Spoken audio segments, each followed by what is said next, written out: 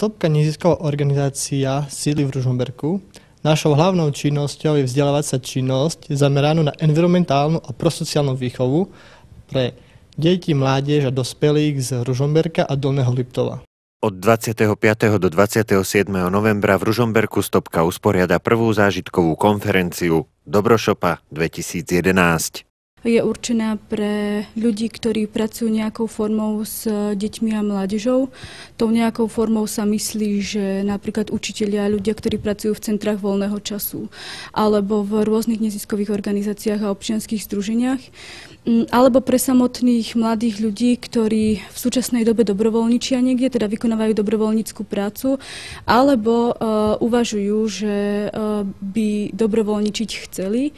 Pre túto cieľovú skupinu sme pripravili viac ako 35 rôzne zameraných workshopov, seminárov, tvorivých dielní, diskusí na témy, ktoré nám poskytli organizácie z celého Slovenska, aby sme možno divákov nalákali také zaujímavosti ako horolezectvo a možnosť naučiť sa nejaké základné uzly, ktoré môžu potom v svojej práci rôznym spôsobom využiť, alebo tvorivé dielne zamerané na vyrábanie rôznych vecí ako šperky z PET fliaš, potom rôzne vytváranie krátkych animovaných filmov.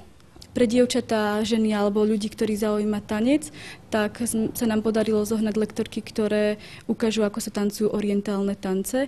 A týchto workshopov je veľmi veľa. Konferencia sa bude konať v Ružomberku od 25. do 27. novembra. Prihlasovať sa môžete na našej webovej stránke, ktorú sme práve kvôli konferencii vybudovali. Je to www.dobrosopa.sk a tam nájdete jednak všetky potrebné informácie ohľadom programu, stravy, ubytovania, ako to tam celé bude fungovať.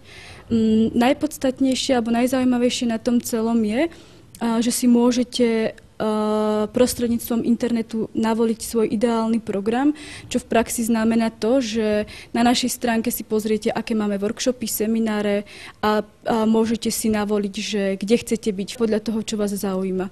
Aby sme celý víkend iba nepracovali, ale mali čas aj na nové priateľstvá, na vykecanie sa a na trošku oddychu, tak sme pripravili spoločný program. V piatok je to koncert Hrdze. Tento koncert je prístupný aj verejnosti, takže nie iba účastníkom konferencie. A v sobotu, to už je uzavretá akcia pre účastníkov konferencie, sme pripravili spoločný večer, počas ktorého bude spoločná aktivita, bude, dúfame, že príjemný raud alebo príjemné posedenie a k tomu nám zaspieva ružomberská kapela Kéfas.